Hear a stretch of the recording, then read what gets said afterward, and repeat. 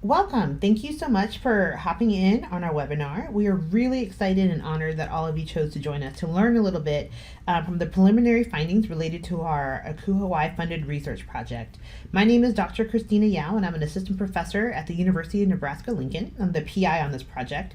I have two colleagues who will be joining me on this webinar. One is Katie Buell, who is a practitioner at Eastern Washington University, and then Caleb Briscoe, who's a graduate student currently also at the University of Nebraska-Lincoln. First, I want to go through a quick roadmap that we're using to organize our webinar today. And we're going to go over several current issues and findings related to international students of color, including their transition to college in the United States, the residential and housing experiences, which is most relevant probably to this population related to Aku Hawaii.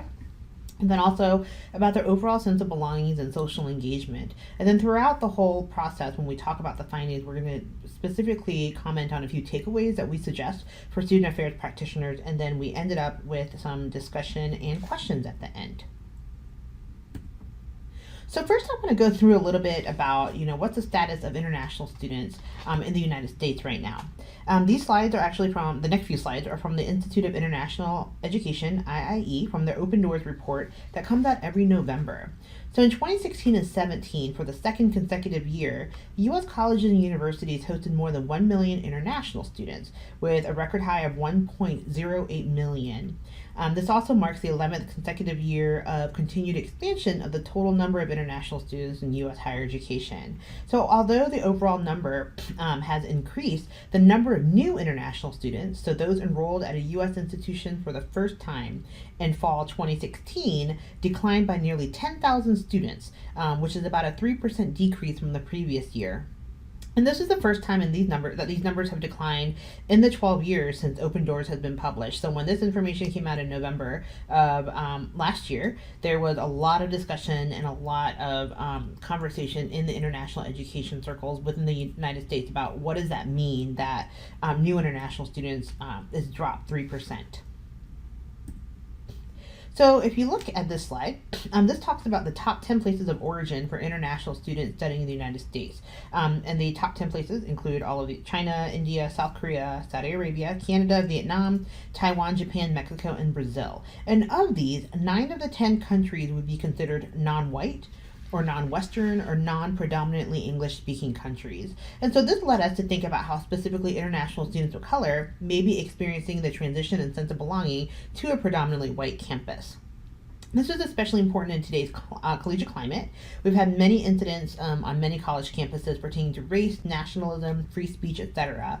One strand of our project actually led to participants sharing some experiences related to their perceptions of being an international student and being a student of color after experiencing a racialized incident on campus. And their reactions were very strong, with layers of skin color, language, and ethnic background coming into play. So all of that factors into the overall experiences related to transition, related to housing, related to interpersonal relationships for international students, particularly those who may be considered students of color. So, we're not trying to be political in this webinar, but we cannot discount the effects that global politics has on college student experiences, particularly in light of current challenges to international exchange to the U.S. Things such as the travel ban, which has gone through multiple iterations and is still currently being contested. This caused a lot of concern for international students and scholars who are considering studying in the U.S. This is actually a recent article from the Chronicle of Higher Education from just a few weeks ago. There was a suggestion to ban all Chinese international students, which that suggestion has now been tabled, which is good. Some quotation from the article says, already on the Chinese social media platform WeChat, students have been slamming the aborted proposal. America, game over, one user said. Canada has great schools, another added. And so with the current geopolitical actions and continuous changes, we wondered, how do international students, particularly those who may be perceived as international students of color, experience their social transition to college in the United States and the sense of belonging students may feel to their new campuses, which has become their new home? And so briefly, a really brief introduction of our research project is that, we had this question. We were grateful, very grateful that we received grant funding from this Akuhawai Student Success Grant, and then also NOTA, the Association for Orientation, Transition, and Retention in Higher Education, also gave us a small grant as well to help fund the costs associated with this, which included participant incentives, transcriptions, other little things that may come up and everything. So this was studied at one PWI in the Midwest. We call it Great Plains University is our pseudonym. We ended up doing 3 sets of interviews with about 19 participants over the course of 18 months. The first one was in fall 2017, literally within the first month of when students arrived to campus. And then spring 2018 after a full semester here, and then we actually revisited with them just a few weeks ago to get a sense of their reflections back on their first year and kind of where they're going and what they're doing. So regions of origin included Central Africa, Western and South, no, that's not what, sorry. Central Africa, it was actually Eastern Asia, South Asia, and then North and South America also. And so the focus of our research questions centered around these 5 topical areas. And so these are some of the things that we will talk about with some of our preliminary findings, again, based on these 3 rounds of interviews. I also want to really briefly acknowledge and introduce our research team. We have several members who are not with us on the call or anything, but all of these students, they are actually all current students, with the exception of Katie, who put in a lot of time and effort into the interview process, into the coding, into the analysis, and just basically making sense of all the data that we're going and so that we've gathered, so which is very much appreciated. And so the next part, as I mentioned, we will talk more about their transition to college in the United States. So this talks a little bit about some of the pre-arrival thoughts and everything. So that will be the next slide. With them as the researchers and doing the interviews is that, there was still a lot of that early on, the idealism and the optimism about being in a new place and being excited and all of that stuff. But I do want to share with you that this changed a little bit when there was a racial incident on campus in the spring semester. Basically, there was somebody who claimed to be the biggest white nationalist in the state. It was a student at the university. Put out a YouTube video, had some pretty inflammatory comments and everything, and the students that we interviewed, it was literally 2 weeks after that incident, they're like, whoa, hold on. There is racism here. What's going on? Is everybody here racist? My family's really worried, all of that stuff and everything too. So anyway, but no matter what, the point of this is that international students of color and their families are really paying attention to what's happening in the US and trying to keep a pulse on what's happening on college campuses. And honestly, is our family members safe, right? Which I think all of us want to know that our family members are safe at all times. So students also shared what was helpful for them in the transition to college. They reported that no matter what, everybody just kept talking about how people were the most helpful. People were really important. And that spanned 3 very specific groups.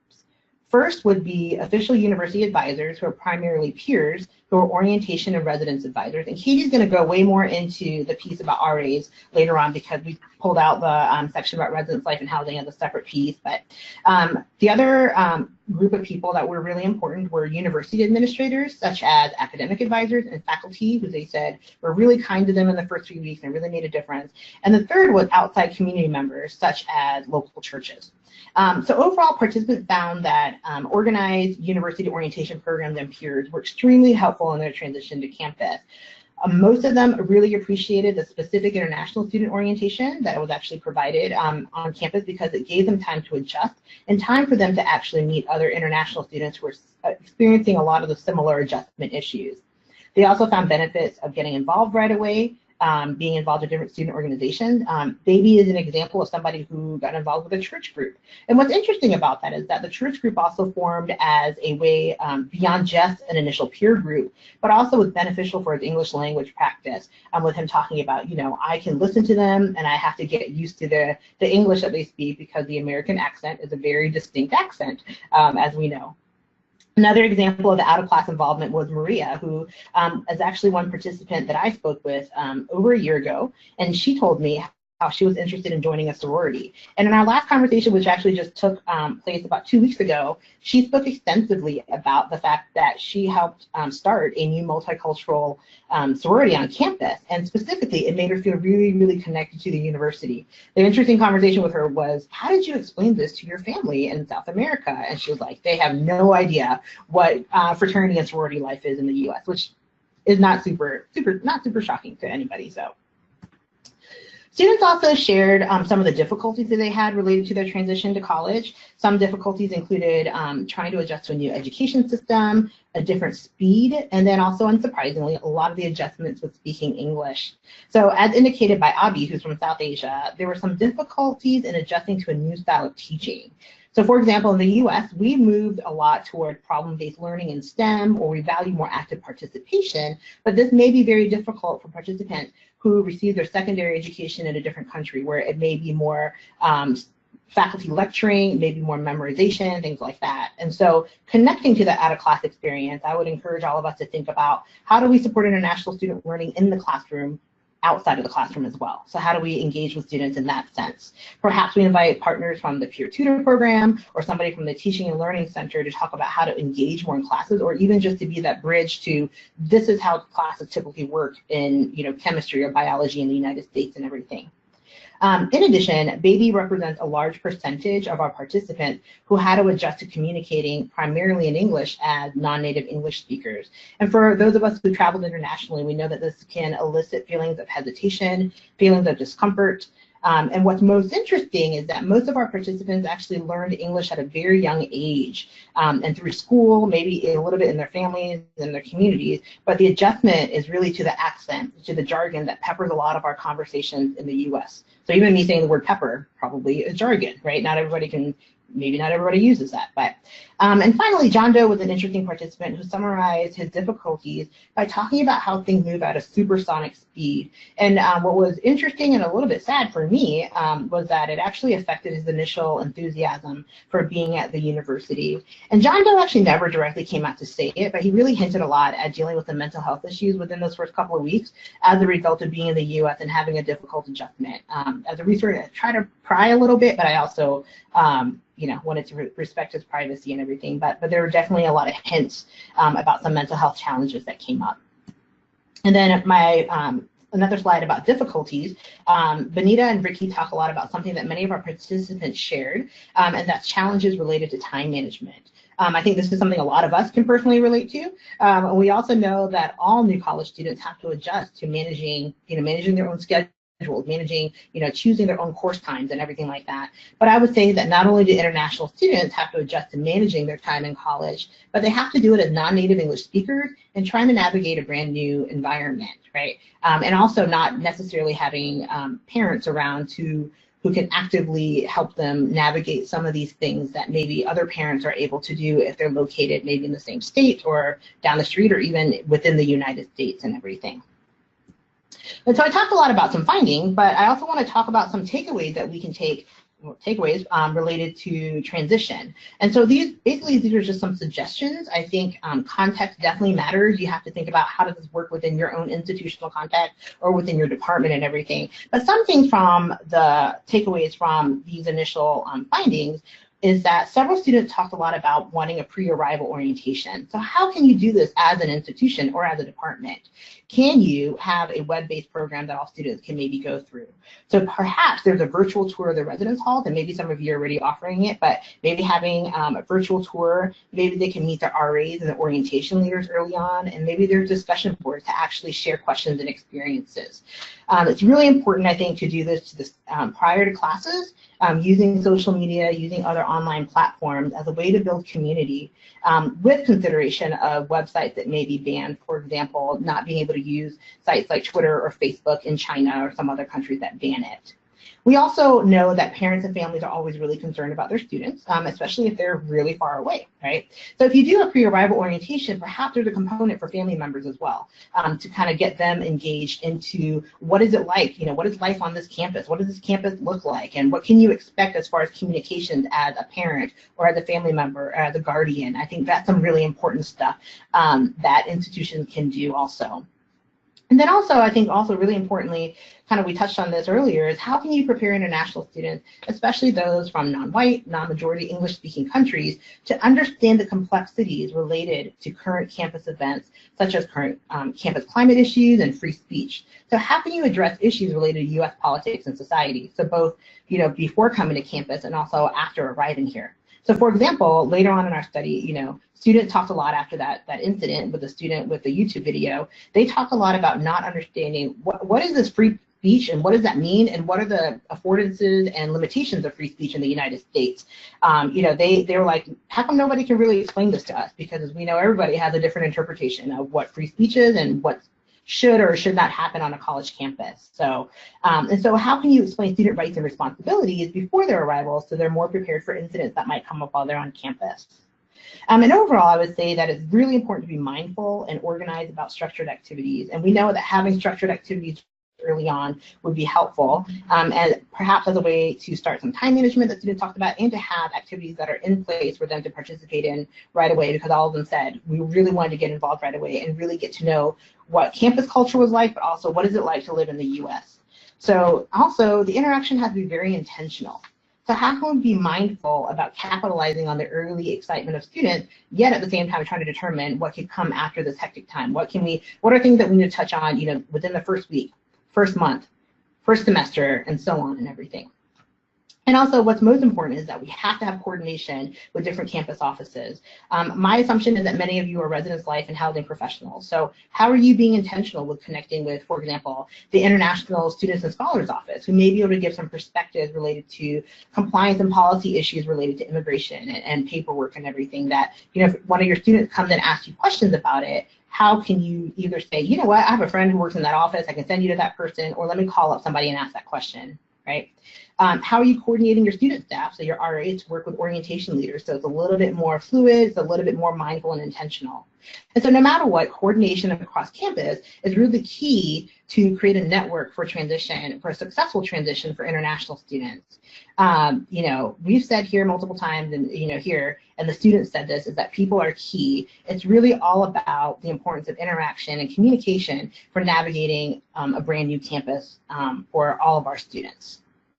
Okay. Oh, sorry, I just got a notification that I need to update my Adobe. Okay, sorry, there we go. All right, so next we're going to move into talking about some of our findings related to residential and housing experiences.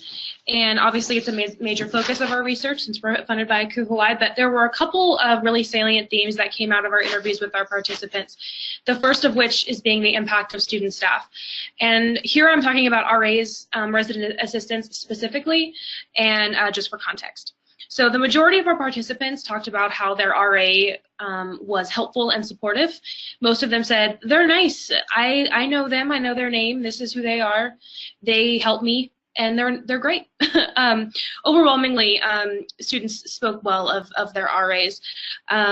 Most of them talked about how they helped them with things like getting involved on campus, getting to know the institution, finding stuff like groups and other events to get involved in, as well as meeting new people. And specifically, a couple folks talked about them helping with roommate issues specifically, which we know can be a really common, those of us that work in residence life know that roommate issues particularly between international students and their domestic student roommates is a very common, so a couple of folks noted that their RAs were really helpful in that instance. You can see that Johnny here talks about how his RA uses a Facebook group to invite him to activities, and it's their whole floor Facebook group, and he's and as a that's a medium that is familiar to every student regardless of where they're from, so it's a really easy way that the RA uses to connect with every type of student. And he says, we comment if we have time and we want to go, and I think it's interesting that his RA uses that medium to help them get connected. Again, I know a lot of RAs these days are using it, mine included. And so it's nice that the international students are also getting invited to those things and have access and understand what that means. As well as Lenny talks about here at the bottom of the slide, talks about how his RA gives him advice and helps him solve problems. He says, I feel that we can always go to him and he can provide the advice that we need. He's always willing to help us get oriented, which is really important, especially from those first few weeks, like Christina was saying, that these quotes are from interviews from the first couple of weeks on campus, which is exactly what we're hoping that RAs are doing.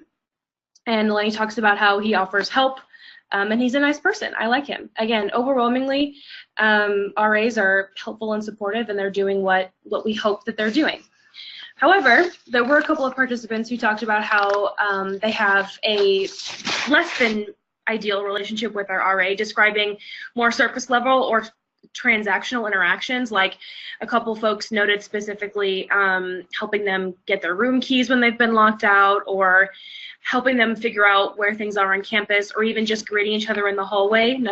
No deeper interactions than that. You can see a couple of quotes here from Nike from Central Africa. He talked about how during his interview, he told a story about how he met his RA on the floor when he moved in to the building, but his RA didn't introduce himself as, hey, I'm the resident assistant, this is what my job is, and this is how I'm here to help you. He didn't find out what his RA does or who his RA even was until later at an international student orientation. And I think he said he was wearing a name tag that said RA on it, and he was like, oh, okay, I understand who you are now. But he didn't introduce himself that way during their first interaction. And you can see it towards the bottom, he goes on to say that they don't really have a deep relationship. And it could have stemmed from that first interaction. His RA didn't present himself as a resource and as someone to help him. And so he's like, we greet each other in the hallway, and I know he's the RA, but we don't have a deep or further relationship than that. And so I think that's interesting to note, especially when we're thinking about starting off on the right foot when students in general move in, let alone international students who have traveled all over the world to come to our institutions. And this is often one of the first domestic students that our international students interact with. And so what does that mean for welcoming them to campus and helping them in their transition, especially in terms of where they're going to be living and where their new home is. Most of this, though, will feel familiar to those of us that work in residence life.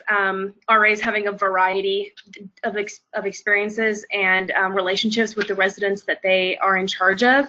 And so, some residents they know well and some they know not as well. But overall, it's sort of in line with what we expect from support of domestic students as well. The other real salient theme that came out of our data in terms of housing and residence life was food and dining. Our participants, our students, had many things to say about food and dining on campus. Almost every single one of them had something to say. It could have been both positive and negative, but and the quality of food was on a spectrum. I like the food, I don't like the food, and you can see some folks talked about how they love it, and one participant even said that it sucks. So there's a wide variety of feedback in terms of quality of food on campus.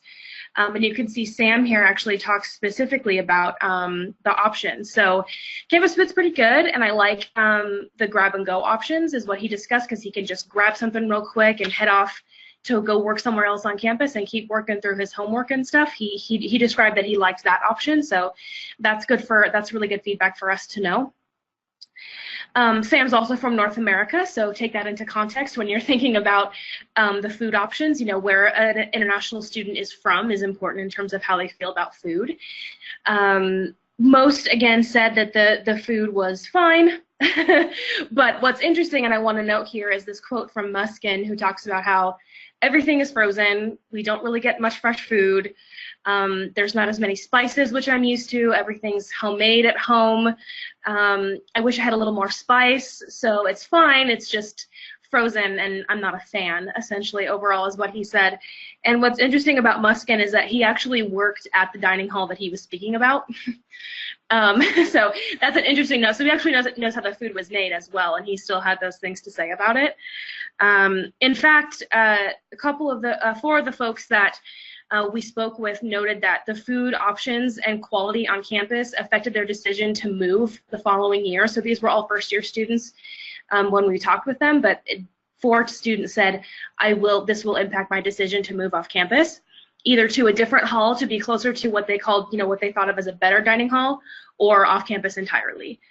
And you can see NM from South Asia talks about how it is the most important reason, the primary reason he's moving off campus is because of the food. And I wanted to highlight one quote in particular from a student from Central Africa. It's on the next slide here, John Doe. The interviewer asked him if he missed the food at home, and And he says, well, what I do when I miss it is I go to the dining hall and I eat to feel full, so full that I wouldn't miss the food at home anymore, which is pretty sad. You know, that's not what we want to hear in terms of the options that we're providing to our students and the quality of food that we're providing to our students. But I also think it's really important, and it highlights that food and what you're eating is a really big indicator of your feelings of comfort and your feelings of home. And no matter where they're from, students have a time adjusting to eating on campus and feeding themselves for the first time. And those feelings can be connected to feelings of homesickness or belonging. But imagine traveling from across the world where the food is very, very different. And I think it points to that a lot of international students feel that more acutely than maybe some of our domestic students do, where the food is a bit more familiar. So just something interesting to note that I wanted to specifically touch on in terms of food and dining. So next I'm just gonna touch on some takeaways for residence life and housing folks. Again, support from RAs is pretty good, but we can do better. And again, intentionality matters, some of that stuff that Christina was talking about. I wanted to provide some specific examples in terms of ideas that folks can take away. So overall, RAs are doing their job, but incorporating culture and those students more intentionally is really important. So hosting floor or building programs that highlight the culture of the residents that live there, making sure that RAs are getting training on things like cultural understanding and cross-cultural communication, so they really know how to understand and interact with international students from all over the world.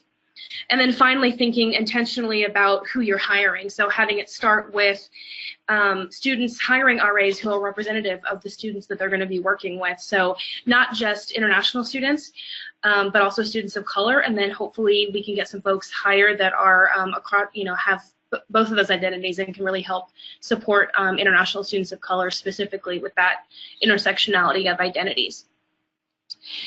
And finally, some experiences with dining obviously vary, and that will pretty much continue.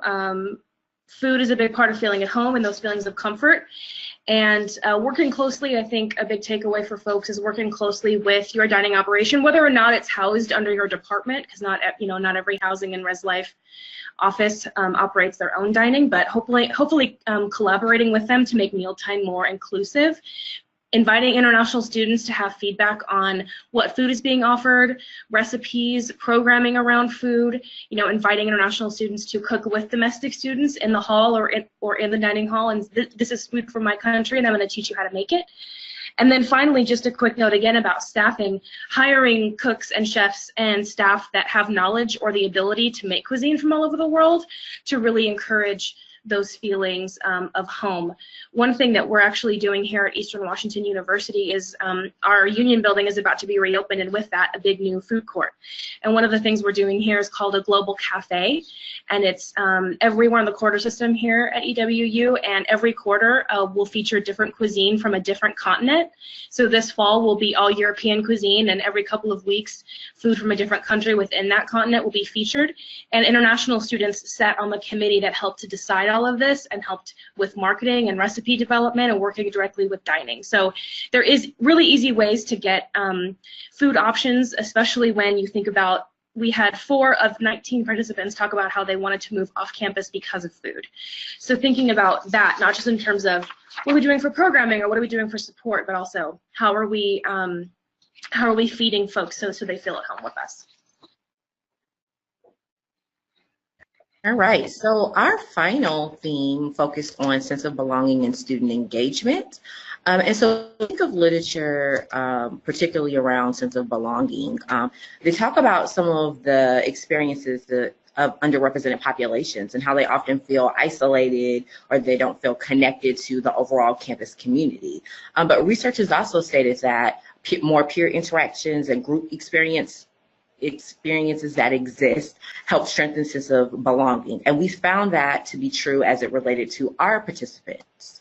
And so one of the first things that came up, particularly about our participants, was the importance of developing friend groups. And this came up in an array of different ways. Some talked a little bit about the need to have friends that were similar, to the need to have the friends who were domestic, but for context, a lot of them spoke specifically about how they first thought of Friends in the US transitioning from pop culture. So watching different movies and different television shows, they had this idea of what it was like to have friends and friend interactions. And they quickly realized that it wasn't necessarily true. So, for example, one participant talked about how they saw a movie and they saw an interaction between faculty and peers, and that the students would respond in class if they had specific questions and interact with faculty. And then when they actually got in class with peers and friends, they realized that they were often extremely quiet. So again, context is important as we think through how international students of color may perceive their environment and specifically the school in which they're at.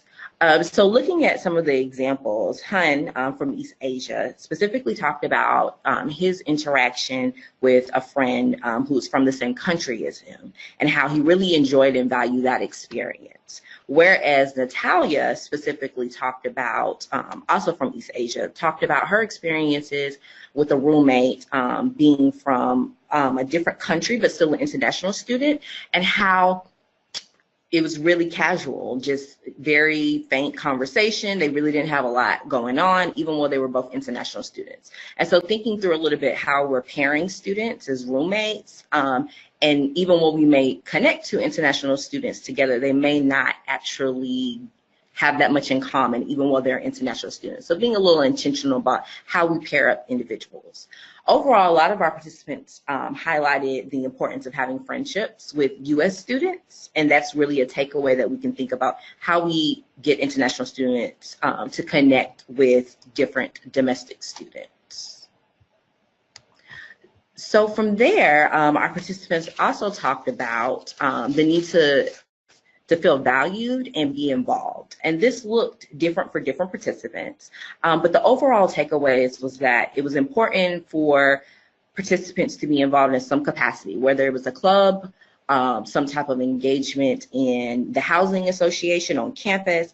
But overall, they wanted to be involved in something, and that is what drew their value or their feelings of being valued. And so specifically, Abi talked a little bit about his experiences in the Residence Hall Association and then also with the Sustainability Club on campus, and how that ultimately helped shape his feelings for being valued on campus and having a sense of identity. And then lastly, we talked a little bit, our participants highlighted a little bit about building community and the importance of, again, those meaningful peer interactions with roommates as well as friends.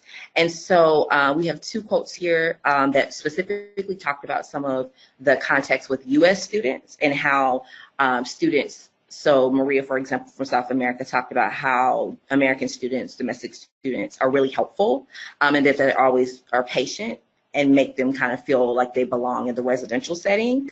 And then P from Central Africa also had a very similar experience, just talking about being someone from a different country, learning that, you know, it's important to respect others and respect others' differences. But again, how American students show that behavior and then kind of pave the way for them understanding that. So lastly, again, we want to just highlight a couple of takeaways specifically for sense of belonging. First and foremost, of course, it's just extremely important to help international students of color to find connections with domestic students and peer groups in general. Now, we know we can't force this, but one thing that we can do as practitioners is think of creative ways to engage our international students of color with other students. So this could be through different activities on campus, intentionally thinking through this in training for your RA staffs, but again, just really trying to get them connected. Secondly, we noted that it's just extremely important for the students to get involved in some type of club or organization, especially ones on campus, because essentially that's where they're coming to continuously. And so helping them find community on campus is extremely important. So being inclusive in the international programming that exists, so not just international awareness week or month or however you actually have things on campus, but connecting with, for example, maybe your student involvement office and getting them linked to different clubs and organizations, or sharing with them clubs and organizations that relate specifically to their country. So being knowledgeable of those things is critical. And then lastly, we talked a little bit about, again, the importance of building community. And so again, thinking about different opportunities that you can share with international students, specifically about the American culture, but also connecting different peers with them and seeing how that they can also share to help them build community and share their culture. A lot of our participants really found it necessary to talk more about their country and their experience. So thinking about how you can build that community amongst both populations is important.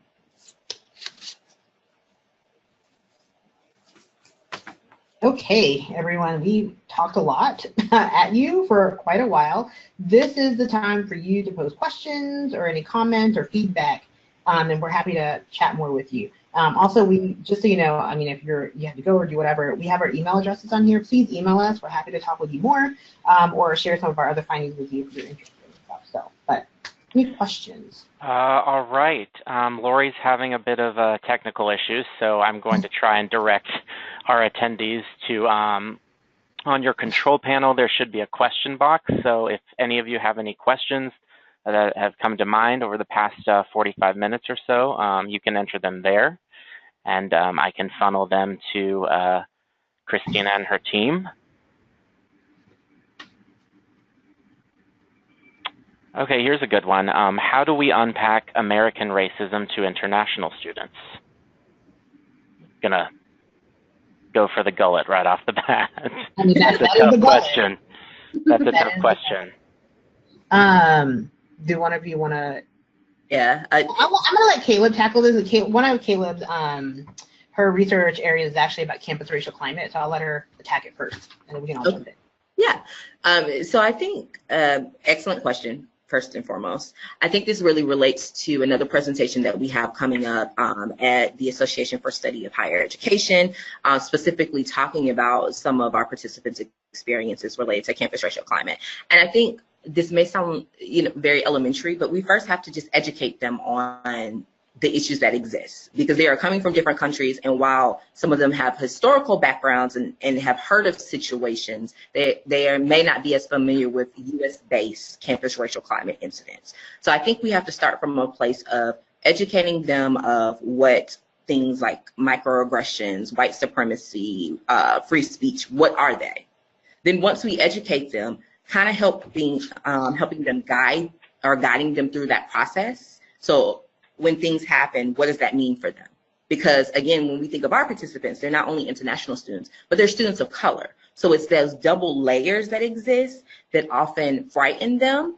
And sometimes they don't know how to actually talk through those fears. So they may talk to their family, but they may not. Like in our data, we realized that a lot of them didn't have conversations with their parents or their family at home because they didn't want to scare them, because they're here and they can't come back. So I think a piece of it is, as practitioners, is being okay with having those real, authentic conversations with students from this background, so they feel comfortable with saying and sharing issues that may come up related to campus racial climate. So those are two things that come to mind off the top of my head. I think those are all really great points. I think one thing I would add, I would actually change that question. I think this is the bigger issue that we're having on college campuses in the United States right now, is how do we actually unpack American racism to everybody? I think that's actually a bigger issue, right? Like thinking about, and I would also add that, we use the term racism because I think that's a lot happening on campuses, but it's very, very tied, has very global connections, right? Things related to phenotype, skin color, religion, clothing choices. There's just so much that's happening all around the world, right? When you think about, what we call it, the refugee crisis, and, opening borders and closing borders, all of that stuff, a lot of it's very much based on things related to skin color, religion, ethnic backgrounds, and stuff like that. So I think also, when we talk about, issues that are happening in the U.S., I think we also can scale it up a little bit and talk about, okay, we're having some global things that are happening. And what does that mean? The U.S. really isn't very unique in some of the stuff that we're happening, right? If you look at everything that's happening, a lot of things that are happening over, in Asia, I think that are happening in the Middle East, all of that. It's a lot of things are very reflective of, I think, just our current geopolitical climate right now. And so I think helping to even making those connections to global situations, I think also helps a little bit too of, all right, how do I situate what's happening here related to free speech, things related to racial incidents or whatever on campus, but how do I make that connection with what's happening all around the world and how is it very interconnected? Not easy to do, and I'm going to put that out there. If I had the answer, I'd be so rich, and I'd be doing I'd be sitting on a beach, like Right. raking in the money. But I think Very good. things to start, right, to think about too. Excellent. Thank you. So next question, did you perceive any difference in transition difficulties across geographies? Did something resonate or was more or less difficult from one geography, from a student from one geography versus the next? I think that first initial slide that I shared about that pre-arrival piece, those were all Black African men, right? And I think especially coming to the U.S. and we see it in the news constantly, right? Like young Black men are being shot for holding a bag of Skittles, wearing a hoodie. There's a lot of different reasons and stuff. And so I think that particular population feels a little bit more, or even the pre-arrival stuff, they really talked about it. Some other students were like, no, I don't know, nothing, but that population, I think, definitely expected it more coming to the U.S., and I think definitely felt it more, especially, after that incident with the white supremacist student, had that YouTube video and everything like that. So, again, we have these layers, with phenotype, skin color, all of that. It doesn't change when you come to the United States. I think definitely that population. Caleb, Katie, I would say, and one participant actually even shared, as a brown student. So not even just seeing himself as an international student, as a brown student, I'm perceived like this on campus. And so I think it's for us to think or work with some of our admissions and recruitment colleagues to figure out how we could kind of streamline some of the services that exist. So not even just tackling this maybe from a housing or student affairs lens, but also how can we tackle this as a university, making sure that we are supporting those students who may come from these backgrounds, or just being who they are in their skin is not, perceived well in the U.S. Unfortunately. There was one student, there was one participant particular who's from Brazil, and she talked a lot about how she was just like, what's really interesting coming here is that when I'm in Brazil, I'm white, I'm a white person. But coming here all of a sudden I'm not, and so that's been very different. People look at me differently, and also because I have an accent, and so I think a lot of our participants, especially because they're international students of color, they come to the U.S. and become re-racialized, right? Re-racialized into a different category that they might not have been, and so some of that might also be a little bit different. So for our students from Central Africa coming to the U.S., they weren't necessarily re-racialized. They were already racialized beings, and they knew that coming here. Whereas this particular participant from Brazil said, whoa, back home I'm white, but all of a sudden I'm here, all of a sudden I'm not, and I'm a minority, and why are people saying all this stuff and everything? So, and so there's even differences of experiences in the transition based on geography, based on skin color, based on all of those experiences too. Excellent. Thank you very much. Moving on, we've got about 7 minutes left. At what point should education of racial cultural climate happen? Orientation before the students arrive or when they are here?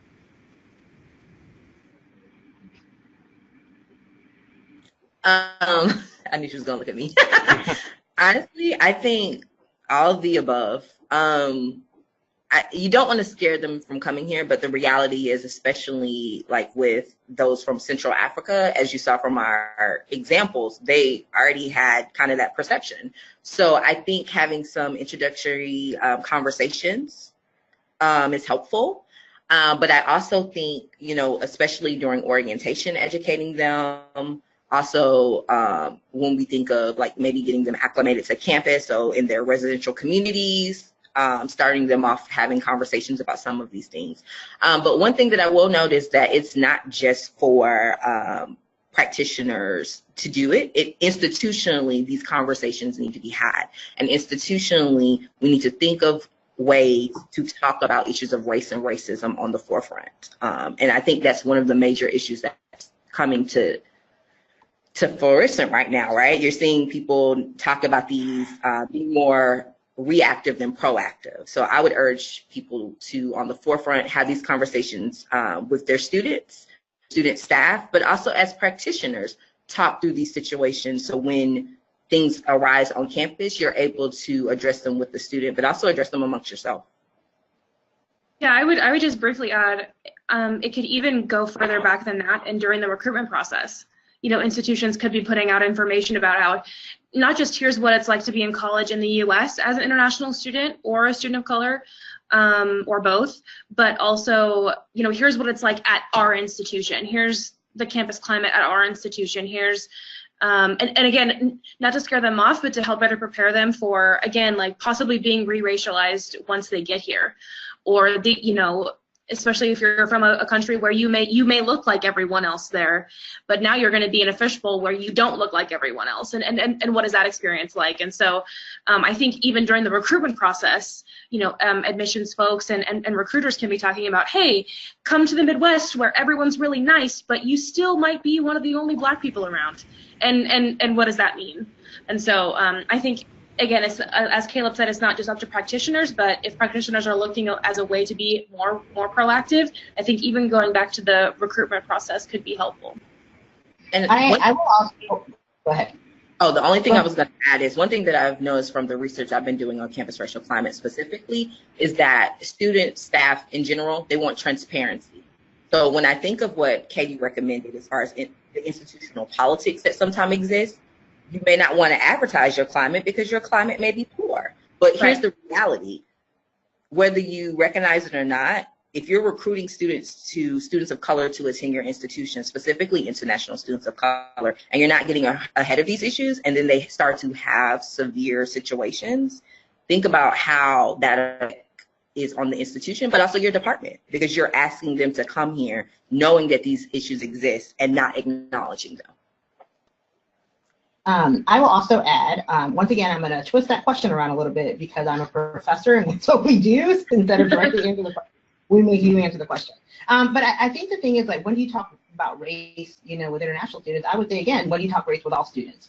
And I think, I think a lot of times when we talk about, like, how do we support international students? How do we support first generation students? How do we support Black students on campus? A lot of times when we do talk about these, we have these conversations, what happens is that the responsibility for adapting or the responsibility for adjusting becomes very much under the responsibility of that specific student population that we're talking about, right? So for an example, and it's kind of like, okay, well, how do you go about not being sexually assaulted on campus? Well, the question is, why are people sexually assaulting people on campus? Stop sexually assaulting people. So stop re-racializing people. Stop being racist. Stop being, stop being discriminatory. Stop, being rude to people when they don't speak English the way that you're used to and stuff.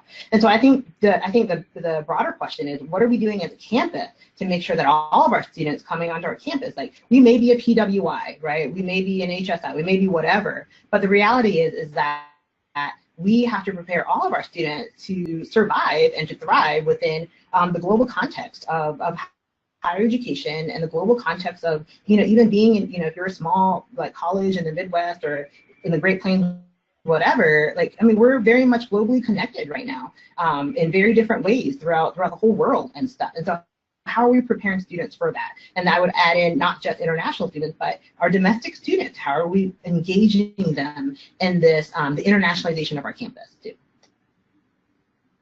Right.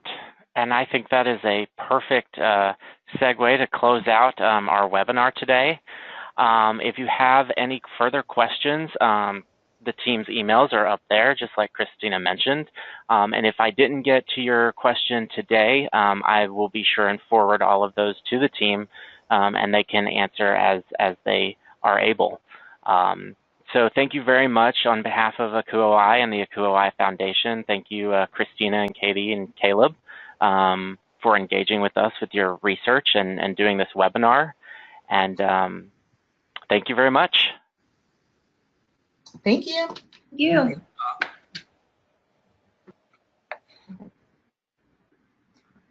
I don't think I know how to hang up. I'm working on it too. Oh, you're gonna hang me up. Okay. I was like, I don't think I have it. Can they still hear us is the question. Yeah, I know. Probably. It's okay. They know that we don't Probably. know how to hang up. All right.